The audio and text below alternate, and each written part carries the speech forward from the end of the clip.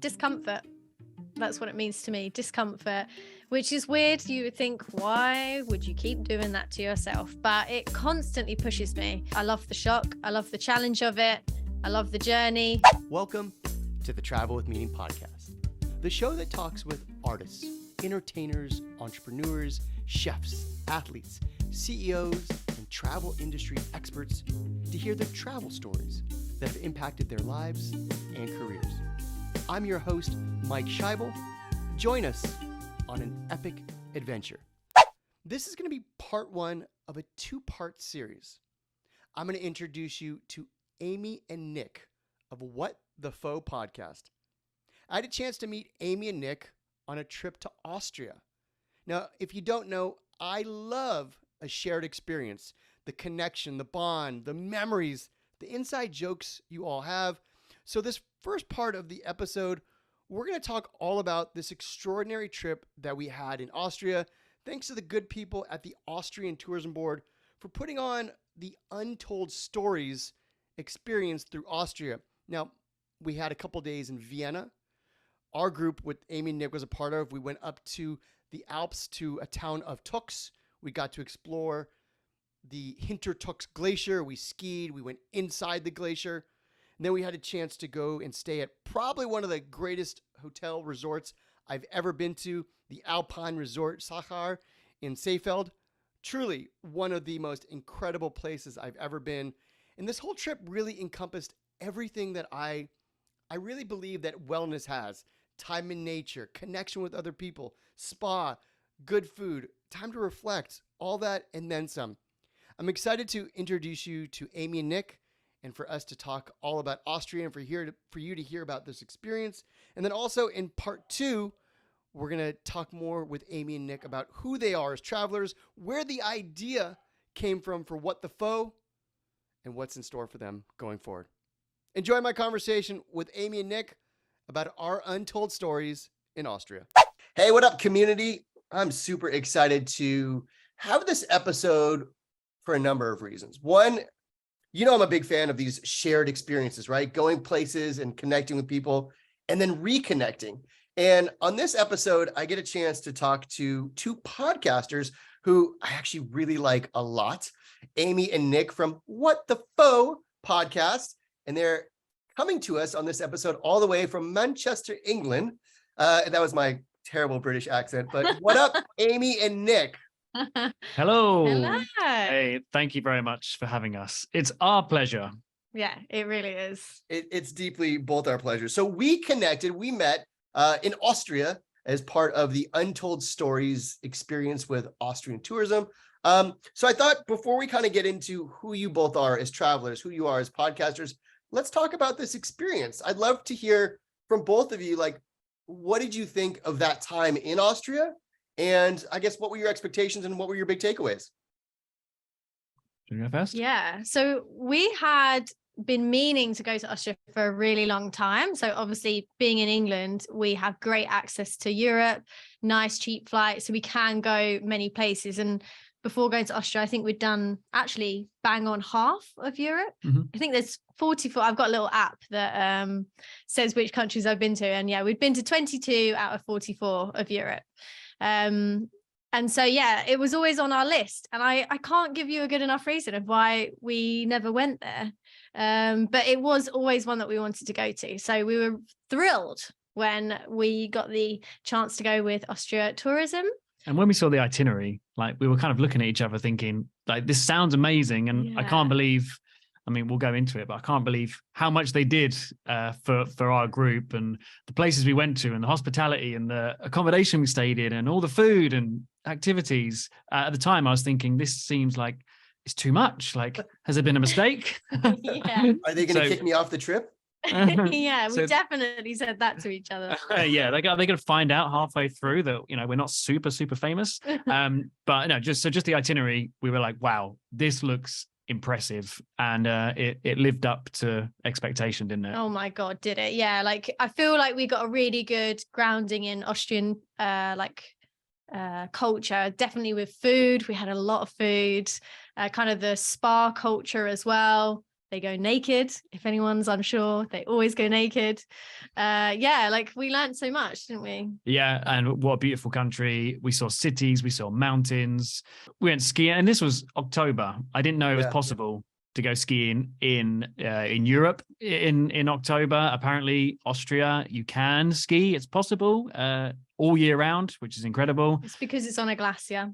Yeah. It is a glacier. Oh, I just love the way you said that. Well, let's unpack this whole experience for a second, because Nick, you just alluded to this itinerary, and the whole thing was really put together well. So big kudos to the whole team at Austrian Tourism for creating this, what they were calling Untold Stories, right? And getting a little deeper into culture, into nature, into all these things. And so what the experience was they brought in 40 journalists. This was a press trip, right? And I think we're both kind of alluding to, they're like, really, they invited us? And like, as the podcasters, we kind of found ourselves in the corner and like, let's just hang out. Okay, great. So 40 of us in Vienna for the first 2 days of kind of like, introductions. Our first big event was at the Belvedere Palace, which was this extraordinary grand, palace within the city.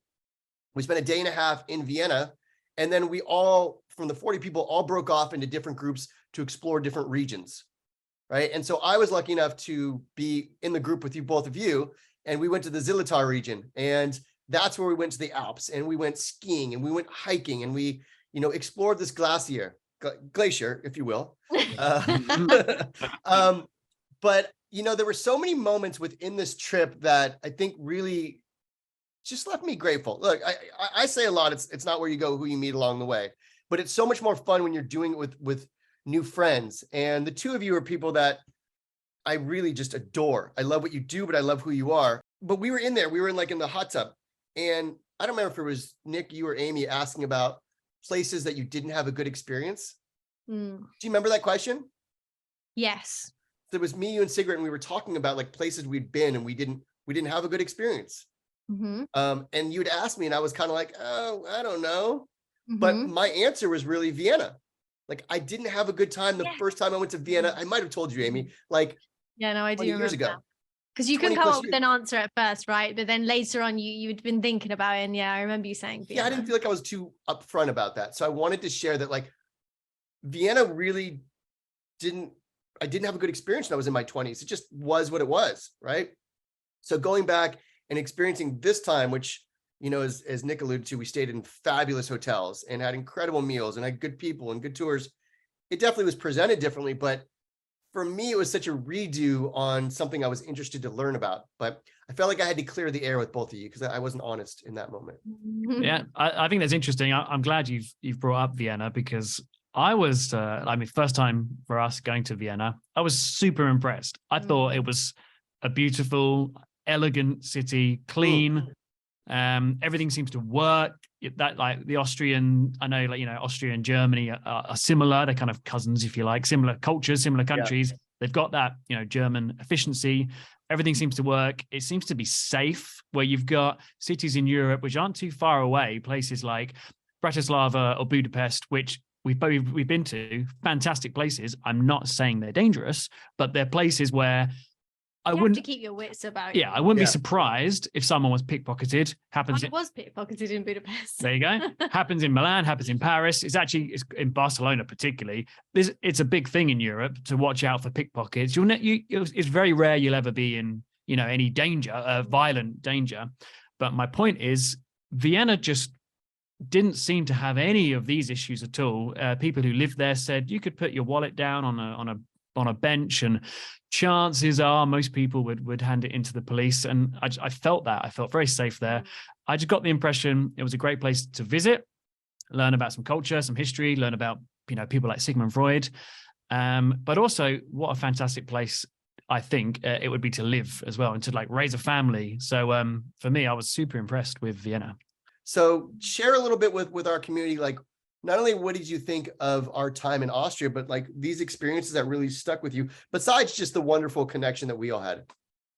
Yeah, we had a really, really good group. When I think if you're watching this, you're likely to be into travel, and hopefully you've done a trip, because we've done lots of different style of traveling. It's just been us, long term, short-term traveling in groups, living in different countries. So yeah, but I really hope, if you haven't already been on a group tour, I would definitely recommend it, because once you get that group together, and it's kind of awkward at first, and then you get to know each other, and then you get your personal jokes, and it's just such a great way to travel. Like a family. Yeah.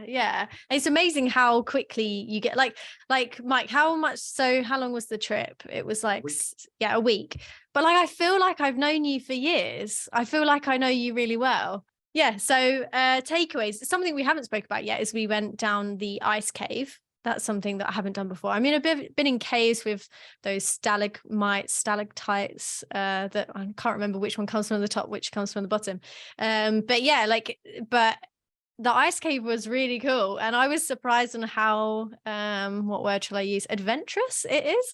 Because like, you're going up and down ladders, and obviously it's ice, so it's slippery, and crawling through things. And I just thought it would be a gentle walk through a cave, but it wasn't. Yeah, I mean, there are a few people in the group that were just kind of struggling to get around, understandably. But yeah, that was definitely a highlight. Did they say so this was inside the glacier, wasn't it? And whether it's winter or summer, was it always like -5 or something in there, something like that? Like, it was only the same temperature.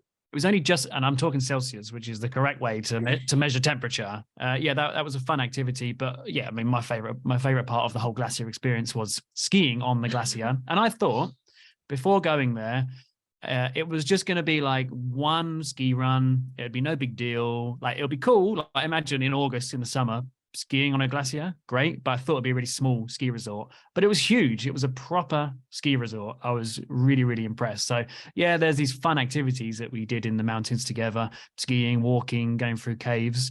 But I'm going back to what you were saying, Mike, that it is really, it's the people that you're with that make it all the more special. And we've always said this, that people make places for sure. Yeah, well said.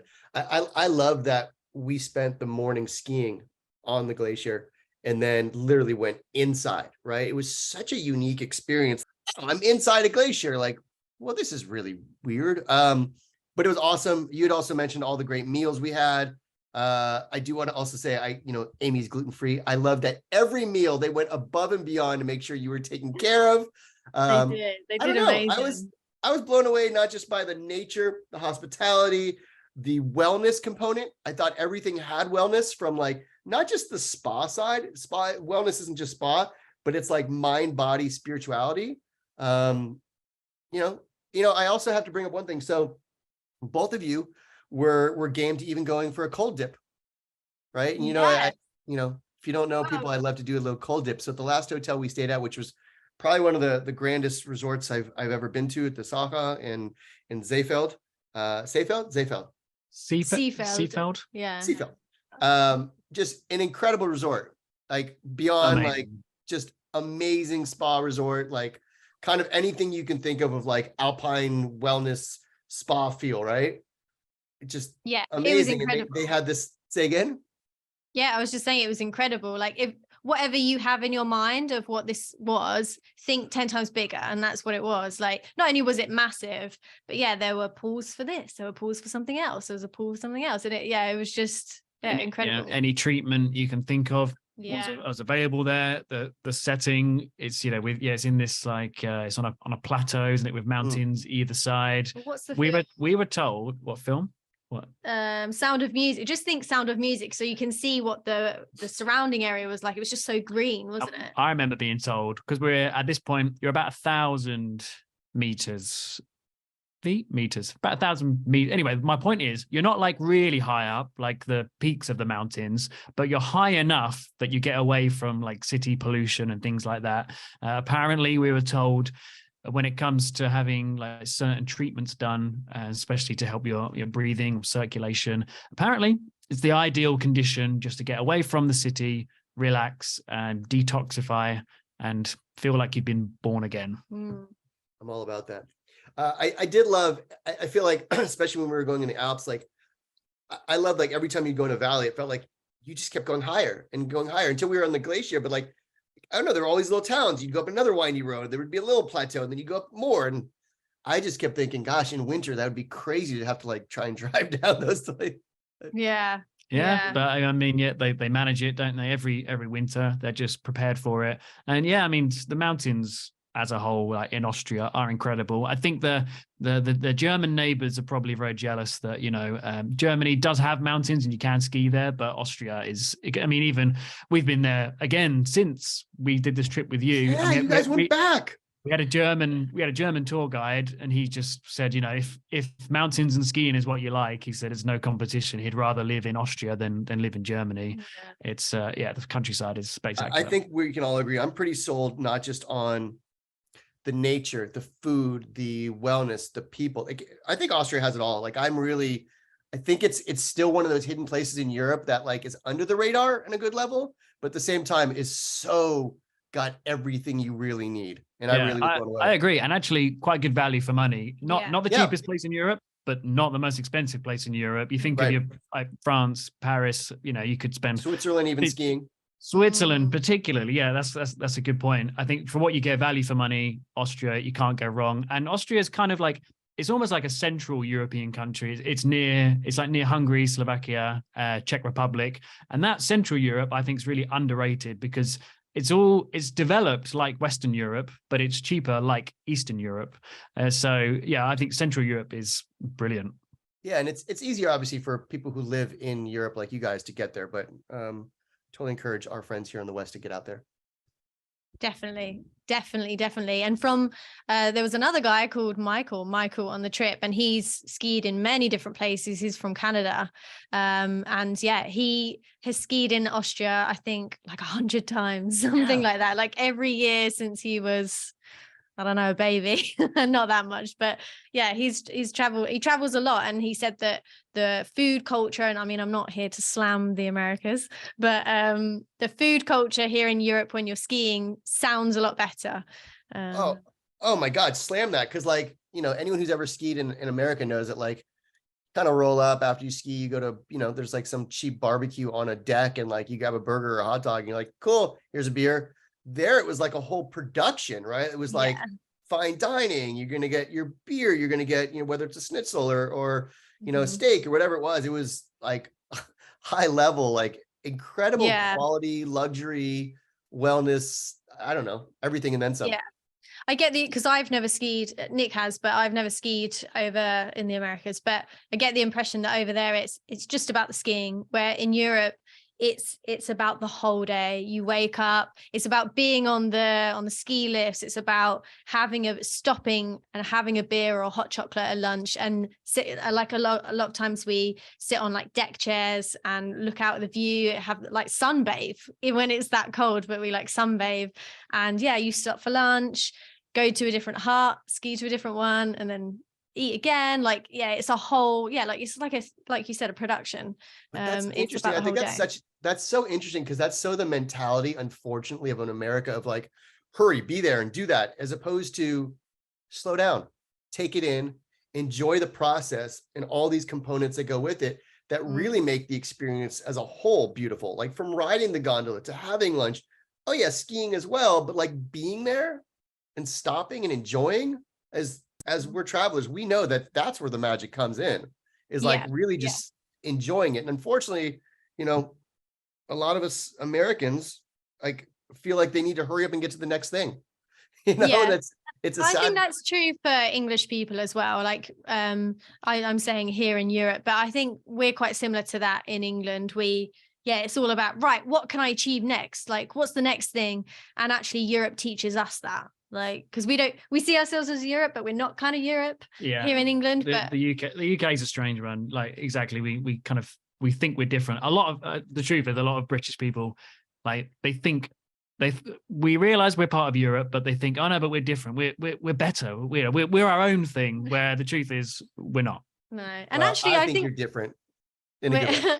I think we noticed that a lot on the trip. So going back to the whole spa culture and like naked bathing. So like, I think we're similar in that, as in English people and Americans and Canadians and Australians, but then Europe are just, they're free, but they've grown up to that's the way they've been brought up. Right.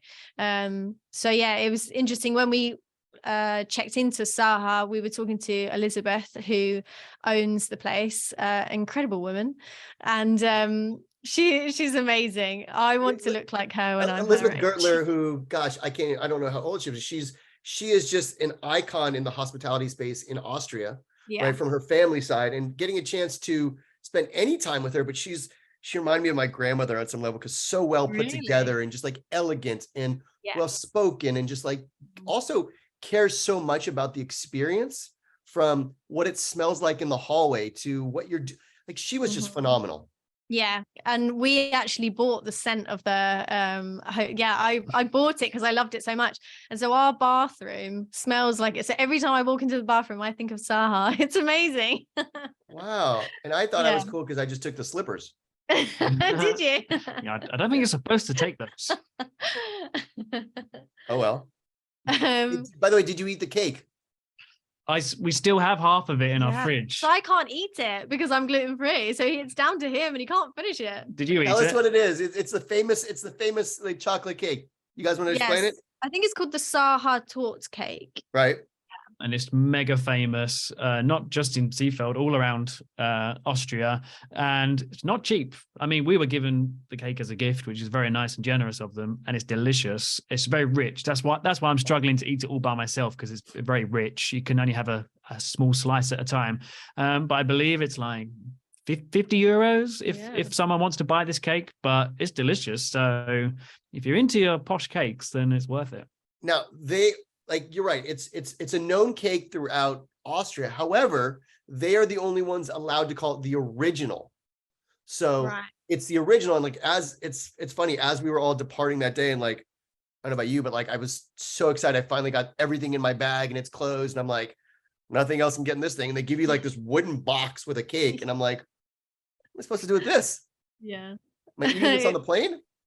Yeah, because I think we put it in our bags, did we? Well, no, we carried it. Yeah, I think we just carried it. Well, you guys had a lot of luggage. You guys had a lot of luggage. We saw that. Yeah, it was a big bag. Yeah. But I didn't finish my story earlier. We got sidetracked by Elizabeth and her. And she's just amazing. Like, you don't need to be told that she's an icon in the industry. Like, you just feel it when you're around her. It's like being around royalty. She's amazing. Yeah.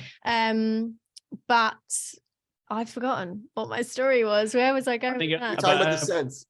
At one point, while you remember that, I think you said to me like, oh, I'd love to kind of be like her when I'm her age. Like, what's her secret? What's her diet? How does she stay healthy? And I'm just thinking, if you ask her that question, like, what's your diet? She'd just say, champagne, champagne, dear.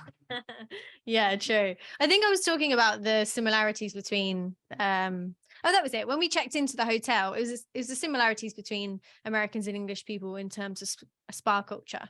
And she said that they actually built a whole new section, and she actually said for the Americans. So they didn't see us English to be the same, that we would want to wear our clothes. So there's a whole spa where you can use it traditionally, where you don't wear clothes.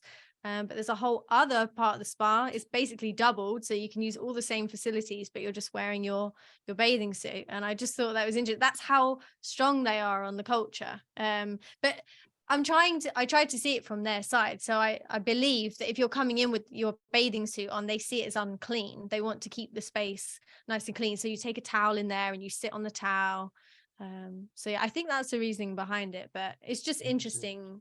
There's similarities. During the pandemic, when a lot of places shut down and they sent people home, they actually doubled down and they employed they rebranded everything and they built out a lot of new things, but they employed a lot of local craftsmen and they put a lot of money and time into the local community, as opposed to a lot of other places that kind of like shut down and turned their back on places. And when I heard that story, it just really said and really just showed who they were. I thought from the hospitality side of like why they care from like an inside out, as opposed to like it's all about a revenue. To them, it was more about like, and they spent millions and millions to like refurbish during a time where like people didn't know when travel was going to come back. Yeah, I thought that meant a lot. True. No, you're right. They took an educated gamble. Yeah, you're right. To use this time to improve, so when people can travel again, it'll be better for customers and for them. So yeah, it's forward thinking. They do have this nature pond pool at the hotel, and we kind of had this running thing, all right, we're going to go one morning, we're going to go. And we had told two other people, Cameron, and I don't remember the woman's name. Anyway, so we turned up at like 7 a.m. with little coffees or whatever to jump in with our robe, not with our robes on, but walked down with our robes. And I was very impressed that both of you showed up and jumped in, and it just kind of solidified the fact that I knew I loved you both. So it was good. It was a good morning. It was great. It is a great way to start the day. I have a strange love-hate relationship with cold water. Like, I love it, and I feel like I need it in my life, like a cold shower every morning. But at the time, I can't help but think, I'm hating this. This is horrible, but it's worth it. And we think it's we spoke about this before. It's almost like a good metaphor or a good lesson for life. Like, you just do something that's uncomfortable for a little bit for a lot of gain. Does that make sense? That's not going to be a quote in many years to come. Nick Thompson, December 2020. But 2022 maybe. Yeah. Okay. Can you edit? Can you edit? An awful quote. Can you edit that part out? No. But for anyone listening, get involved in cold water. And nobody's listening, by the way. Just my mom. Yeah, they've gone. And even the point is for it to feel uncomfortable and painful for a minute or two. And then the rest of the day, I promise you'll feel much better. Yeah. And that's Nick talking, the lucky guy who's never had anxiety issues, which I'm very happy about. I sound bitter, but I'm happy about it. But like, I do suffer with anxiety, and it's helped me no end. Like, yeah, I think it is the whole uncomfortable thing. So with anxiety, and I've been learning how to deal with it, I've learned how to be comfortable with being uncomfortable. And I think that's why I love cold water, because you said when you're in the water you hate it, but when I'm in the water I love it. Like, I'm thriving at that point, and I'm just like, why is everyone screaming? It's fine. Amy, I think you and I are very similar in that space, and I acknowledge you for your vulnerability with your anxiety, and I think it's a real thing. What is an untold story? What is something you learned there? What is a person you talked to that stood out to you? Something I found really interesting, which I learned about Austria, is, well, first of all, we're talking about a country like Brazil. In contrast, I think I said it earlier, Austria, like safe, beautiful, clean. So from a traveler's point of view, a tourist going there, like, I can 100% say you'll go there and have a great time, and there'll be no issues going to somewhere like Austria. What I thought was interesting is the different regions and how different they can be. And so a good example is we spent a lot of time in Tyrol, in the southwest, I believe, ish, of Austria. And they've got like their own identity there, own like dialect or accent, different accent of German. And what is really interesting is Tyrol as an area, which I'd never heard of before this trip, but as an area, some of it spreads into Italy, into the north of Italy. And this is a part of Italy where, people speak German. And I thought, I knew there was a part of Italy that did speak German, and I just assumed wrongly that, it must be, for some reason, a load of German people moved to that part of Italy. Maybe they like pizza. So, and then they just stuck there and they speak German. But it's nothing to do with Germany at all. It's to do with Austria and Tyrol. And speaking to some of the locals there, I said, has it ever been a conversation, like politically, for Tyrol to be independent? Because if these are people who feel they've got a different identity to the rest of the country, we're seeing it here in the UK, where like Scotland are talking about voting again to be independent. You see it in all types of places around the world, where people feel like Catalonia in Spain, like they certainly don't feel Spanish and they want to be independent, but they're not allowed to. But in Tyrol, there's been from what I gathered, there's been no talk about them wanting to split from Austria. Maybe they realize we've got a good thing going here. We're part of Austria, which is a very developed, safe, happy country. Why rock the boat? But they still honor what makes them unique about being from Tyrol. So that's something I learned, which I really enjoyed, which I had no idea about before we went there. I like that. And my untold story. So Saha, the resort that we were talking about earlier, one of the days when we were going out on our kind of excursions, we got on the bus and we were going to see a bell, and we were thinking, okay, is this going to be that interesting? But actually it really touched me, because we walked up to the bell, and they were explaining that with all the countries that border Austria, they're all kind of in an alliance. Can I use that word? Yeah. So they're all friends, and that is just something you don't hear from countries, like especially when they border each other. You always hear about land disputes, and they don't, like, I mean, us with France, that we're not even bordering each other strictly. We have water in between us, but we have a fun, some people might not say fun, but rivalry with them.